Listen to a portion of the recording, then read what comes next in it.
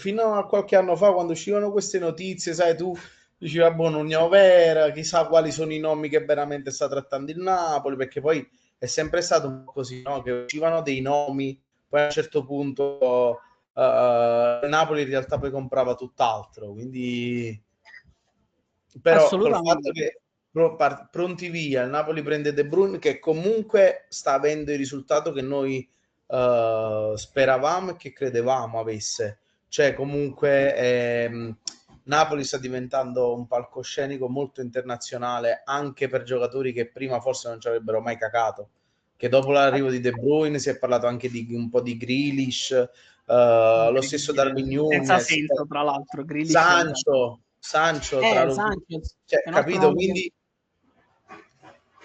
sono nomi che fino a qualche anno fa il Napoli non avrebbe mai trattato e né loro avrebbero mai preso in considerazione un'offerta del Napoli.